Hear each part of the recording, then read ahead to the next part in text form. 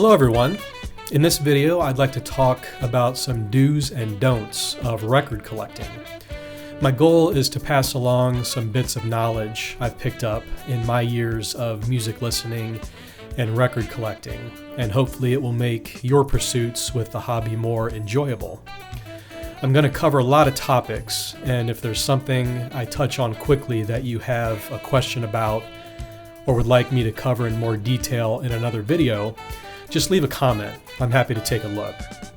Or you can Google the topic, and I'm sure you'll find more information out there. This also isn't meant to be a comprehensive list of record collecting 101, and some of the points I'm going to talk about aren't exclusive to records.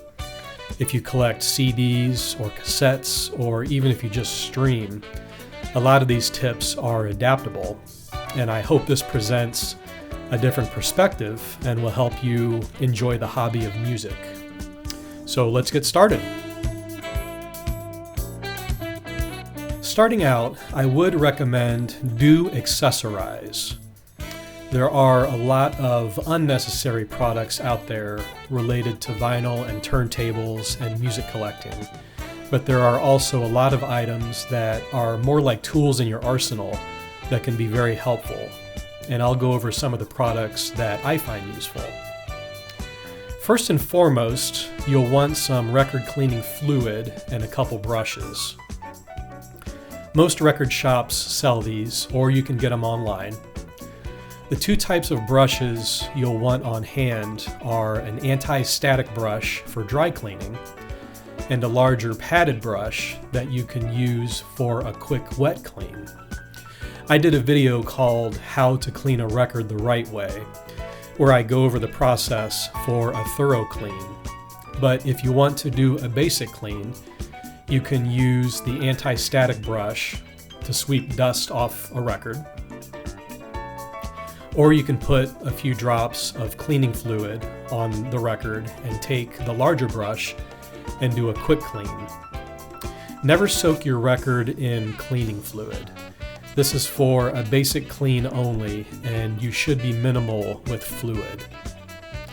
If your record is extra dusty or dirty, I recommend a full dry clean and then running it through a spin clean, like I showed in my cleaning video. Buy some extra drying cloths if you wet clean a lot of records at a time, and if you're getting low on spin clean fluid, always make sure you get some before you totally run out. The slip mat that came with your turntable is sufficient for basic use, but if you want to upgrade, I recommend a cork slip mat. They're great for keeping static to a minimum. And here's a tip. Keep your old slip mat and use it when you get some dirty records that you want to give a quick clean to. You'll want to have some stylus cleaner on hand. The liquid is typically just alcohol and water, but this has a special brush that's very soft and safe to use on your stylus to clean it on occasion. And run the brush from back to front. A dry stylus brush is super cheap, and you can use this to brush away an accumulation of dust and debris that may have collected on your needle. Sometimes your stylus will have a tiny dust bunny attached to it at the end of the side of a record, and that's just from the needle digging dirt out of the grooves. That can negatively impact your playback, so watch out for that. Dry cleaning, then wet cleaning takes care of that issue in most cases. A record weight can help with playback quality, especially for records that don't lay flat and may be a little dished. It's fairly common for older records to have a little dishing going on, but a weight will get them flat on your turntable and they'll sound great. I received this headphone holder as a gift. This is a nice way to keep your phones off the floor and from getting damaged. I talked about a record rack in my cleaning video. It comes in very handy when you're cleaning a batch of albums. And here's a bonus tip for the rack. If you buy some albums that seem to be extra dusty or musty, and the outer sleeves feel like they could use a cleaning, take a cloth with just a tiny bit of water spritzed on it and gently wipe the sleeves down. Then you can use the rack to hold the sleeves so they dry out. Whenever you're using liquid to clean records, either the albums themselves or you're giving the sleeves a wipe down, always let them air dry. Never store them away slightly wet or with any moisture on them at all. Always let them dry. This little gizmo is a scale that measures the tracking force of your stylus. You can adjust the tracking force on a lot of turntables, and you should adjust it, depending on the recommended tracking force of the stylus you're using. This little guy will give you a precise measurement, so you know that you're within the recommended tracking force for your particular stylus if your counterweight happens to be a little off. And if you want to know what your recommended tracking force is, you can Google the brand and model of your stylus or refer to the manual for your stylus. Get yourself a little level like this. This costs a few bucks at a hardware store, but you can use this to make sure that your turntable is level. Measure it in the front and back, and then left and right, and add a little height to a corner with some folded paper or felt pads as needed. I recommend having a can of Deoxit on hand. This is a cleaner and lubricant especially designed for electronics. This will not damage or corrode your electronics, and I use this to clean the pots on my receiver. And to explain this, over time, you may experience an unpleasant noise when you turn the knobs on your receiver. It's commonly a staticky or crackling noise. One of the most basic forms of maintenance you can do is crack open your receiver and clean the potentiometers, otherwise known as pots. And this is basically just the inside of the knob. And to do that, all you need is a can of Deoxit. And I'm not going to detail that process, but it's very easy. Just look it up online and you'll be a pro in no time. A temporary fix for scratchy pots is to simply turn your knobs back and forth, ideally fully end to end, a handful of times, with your speakers or phones off, of course. And that will often alleviate the scratchiness. It's always nice to have inner and outer sleeves on hand so you can swap out inners if they're really old, or get a cover into an outer sleeve if you want to protect it. Generally, you want to have all your cleaners and accessories on hand because let's say you go to a shop or a sale and you bring home a stack of records that need to be cleaned and fixed up a little. Always have your supplies on hand so that you can get to work. All these accessories will help to optimize your listening experience and the performance of your record player. My first don't is don't be careless with your stylus or needle. I'll use those two terms interchangeably. This is probably the most delicate part of your turntable. Whether you've upgraded your stylus or you're just using the stylus that came with your turntable, be careful with it. Some are more resilient than others, but not by much. They are all tiny and sensitive to abuse. If you accidentally bounce the needle off a record, you may break it and you'll probably damage your record too. Never touch a needle with your finger or anything but a stylus brush, whether it's wet or dry. If you're measuring your tracking force with a scale, put the little guard down before you lay the cartridge on the scale.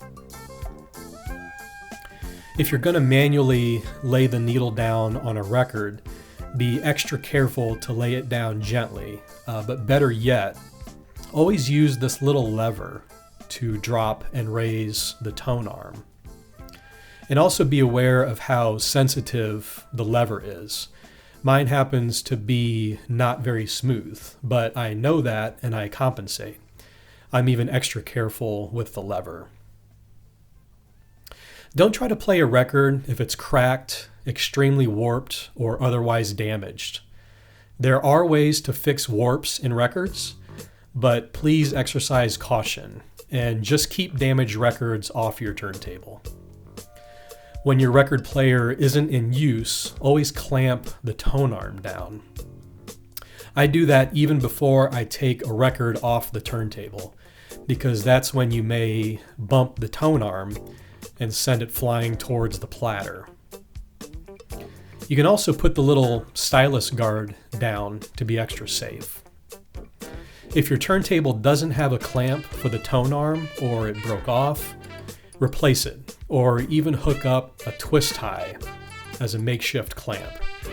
It really is important to not have your tone arm swinging free.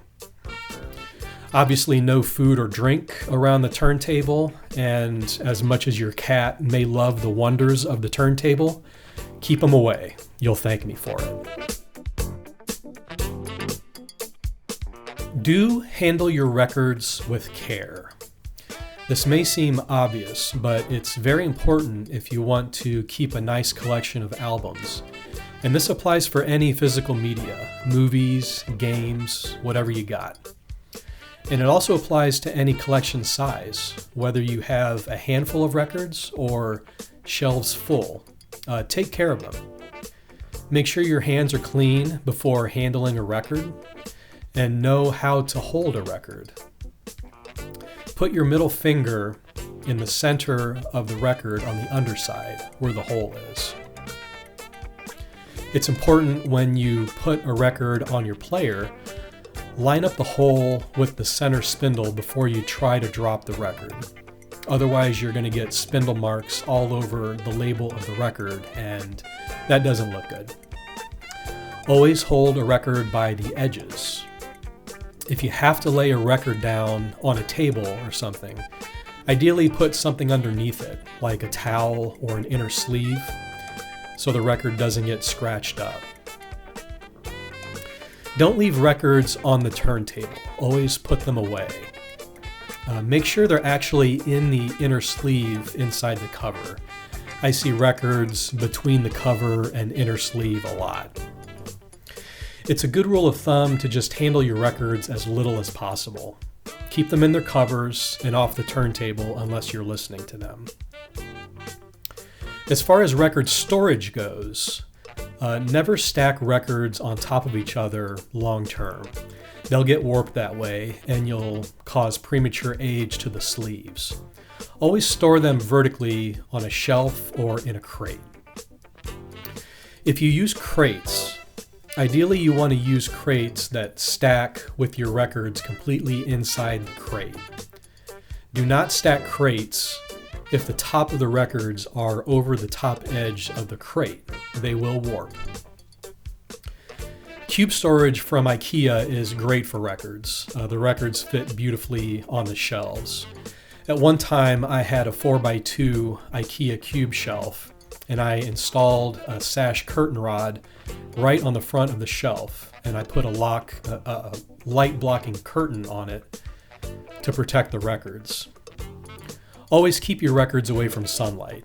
Even a small sliver of light peeking through a curtain over time can wreak havoc on your records. So be strategic where you place your record shelf if the spines or covers are exposed.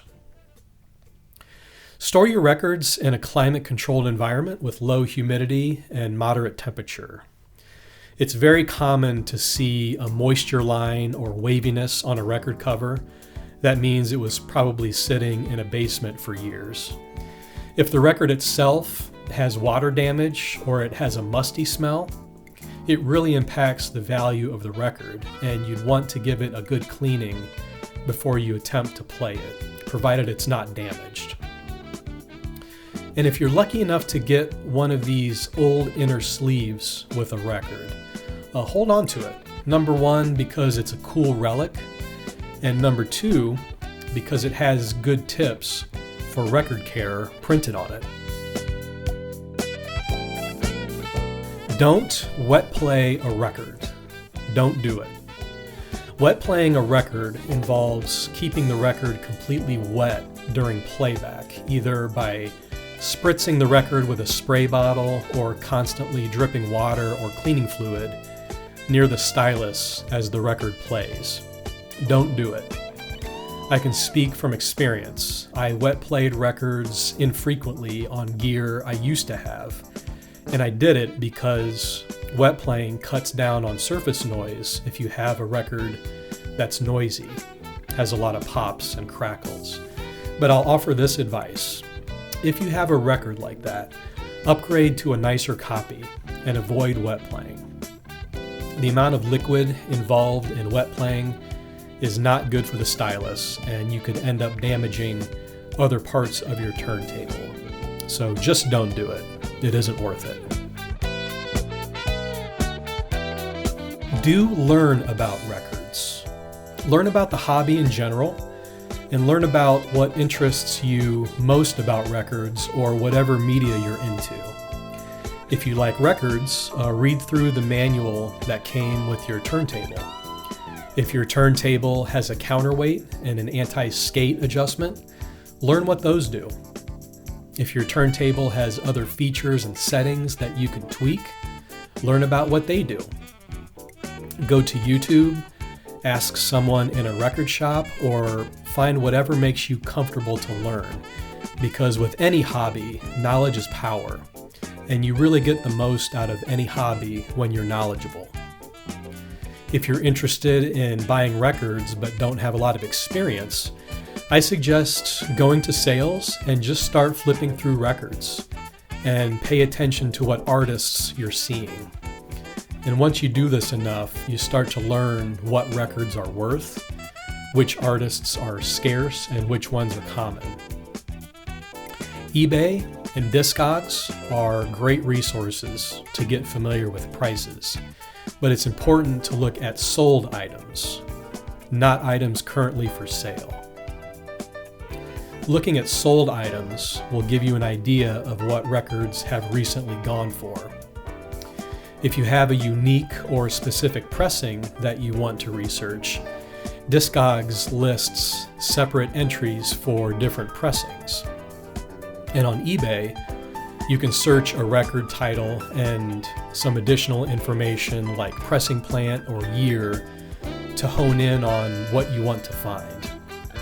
Sometimes there isn't much variation in a record's worth across all its versions, but other times it makes a huge difference. So know what you have, or know what you're looking for if you're going to get in the weeds with pressings. It can be a lot of fun if you're into minutia. Record collecting and music in general is a hobby that you can never grow stagnant in because there is so much to discover and learn about. And don't shy away from that. Don't overspend, and this goes for both records and for listening equipment. You can spend thousands on a record player. You can spend that much on just a stylus. You can spend thousands on a scientifically designed table to hold your record player. You can spend thousands on cables. If you want to indulge or treat yourself, you're free to do that, but I want to stress that it isn't necessary. The hobby should be fun, first and foremost, and you should never stress about costs. When it comes to equipment, I suggest stay within your means and you'll be fine. When it comes to records, there are tons, especially new ones, that are way overpriced. Try to stick to a budget and never feel pressure to buy something because you think you'll have regrets if you don't. Chances are, if you look long enough, you'll find what you're looking for at a great price, and you'll be able to brag about it later. Occasionally, I've purchased expensive records, but for the most part, I'm a crate digger, and I look for cheap gems, and that's the fun of the hobby for me. I get a kick out of finding unexpected items in odd places, and it happens all the time. One recent example is a record I've wanted but don't see very often, and I didn't want to pay what would probably be $8 or $10 on Discogs or eBay when you factor in shipping and taxes. Well, a couple months ago, I was at a sale that had a tiny set of records, and there it was, in nice shape for $1. How random. Do explore music. Most people who really get into music start out with songs or artists that they like, and they may not stray too far from that. But there's a universe of music out there, and I highly recommend finding ways to discover music that you enjoy. The algorithms that streaming services use can be very helpful, recommendations based on artists you listen to. I think YouTube is an amazing resource.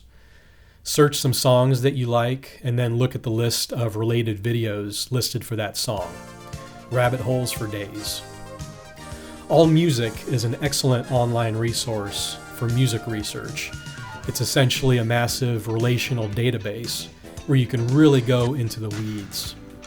I love how you can search an artist and then click related artists, and that will bring up lists of similar artists, influences, followers, and it's just a very rich source of information. AllMusic published reference books in the 90s, and if you like a physical library, those books can be found cheap online. They published general guides and genre-specific books. I've always liked Metacritic. It's a site that compiles reviews of current releases, and you can keep up on the latest music. What really sparked my interest back in the day was books like the AllMusic guides and the Rolling Stone Record Guide, specifically the one with the blue cover from 1983. I don't know how I came to own that book, but I loved that book growing up. I really liked the capsule reviews, and sometimes writers didn't like bands I liked, and vice versa. But that didn't matter. It's all an opinion. I just liked learning about music that I could discover. Based on a writer's description of an artist or an album, a lot of times it made me very curious to hear it. So old reference guides are great resources to give you things to look for. And I think books are helpful if you get overwhelmed by the infinite sea of information online. It's also helpful to come up with a plan for yourself. Do you want to deep dive a band's discography? Do you want to stick with a particular genre or era of music? Maybe there's a record label that has artists you like, and you can deep dive that label. I like music from the mid-70s through the mid-80s. I think records sounded the best through that era, and musically there was a lot of interesting stuff going on. So quite often, if I'm flipping through records and come across some artist I've never heard of from that era, I'll pick it up if it's cheap. Take a chance without even sampling it on YouTube. The hunt can be really rewarding when you find something new that you really get into. So coming up with a plan and finding your own preferred paths of discovery will make it easy to learn about new music. Next is the most important don't in my list by far. Don't cut corners on your listening station. I can summarize this point very easily, and this applies to everyone, regardless of skill level or music knowledge. Do not buy what's known as suitcase-style turntables that sit on a tabletop with a flip-up lid, and don't buy an all-in-one stereo. All-in-ones are similar, but they often have a retro look to them and may look like a piece of old furniture. Don't buy these, period. If you want to pursue record collecting, you want separate components. What this means is you want to acquire a record player, a receiver or amp, and a set of speakers. And that is your basic stereo system. If you're into CDs or SACDs or cassettes, you can also buy those players separately and connect them to your receiver, but you want to avoid all-in-one tabletop units. If someone you know is in the market and is about to buy one, be a hero and stop them. If you're in a position to mentor a younger person and buy them their first stereo system, do the right thing. To purchase your separate components, you can buy each component new or used. It's up to you. New gives you a little extra peace of mind, and you'll probably get a warranty on the gear. But you can also really save a lot of money buying used, and old electronics from the 70s and 80s and even 90s were built like tanks, so they hold up. Just make sure that you know the condition of the gear you're buying, so you don't run into any unexpected surprises.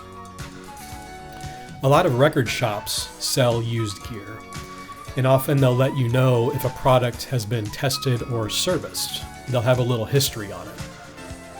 Buying from a garage sale or flea market is more risky, but if you're able to test a piece of gear yourself to make sure it turns on and functions as it should, you can find some deals out there. And I'll share a quick story about this. Recently, I passed a garage sale and stopped in, and they had a little receiver and a set of speakers for sale. I wasn't really in the market, but they were asking $5 for everything. So I took it. And that goes to show you that you don't need to overspend to get a decent little starter stereo system.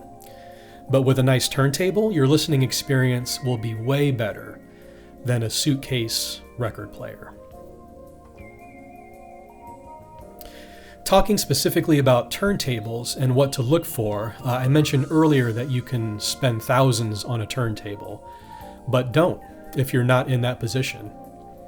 In today's dollars, I would recommend spending no less than $150 for a used turntable, or around $400 minimum on a new turntable. Like I said before, you might find a deal and pay less than $150 for a nice player, and that's great. These are just general guidelines. Another way to think of it is the old saying, you get what you pay for.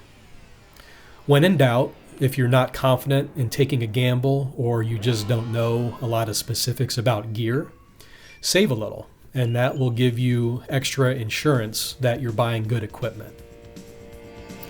Research the most reliable brands depending if you're buying new or used and what era of player. For example, if you have your heart set on a vintage 80s direct drive turntable, search those terms on Google and eBay and see what's out there.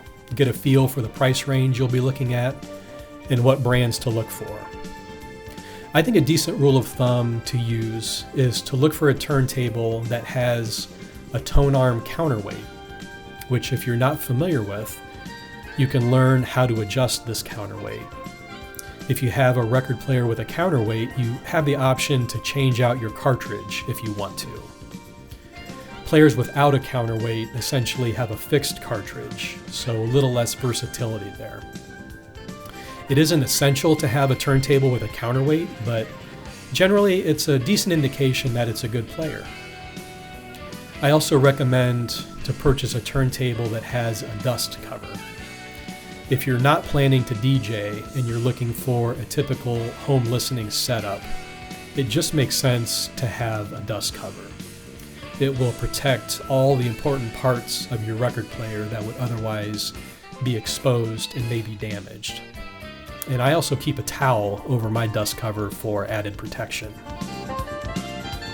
My final do is have fun. This is a fun hobby, and it should be about fun more than anything else. Many times, if you find yourself frustrated or discouraged in a hobby, it's due to a lack of knowledge, and it can seem overwhelming to dig in and learn, but it's worth it. Start small. You don't need to know everything about everything, but based on what aspect of the hobby you want to focus on, just start learning about that and expand out. Knowledge is power in any hobby, and it does make the experience more enjoyable. Even if you're on a tight budget, this can be a really fun hobby. I've had a blast digging through bargain bins with just a few bucks in my pocket. You can find items in really unexpected places, and you may get lucky and find some big scores in cheap bins. If you don't enjoy going through stacks of records and prefer to be more selective in your purchases, that's fine too. Make it whatever you want it to be. Be open to learning, have fun, and thanks for watching.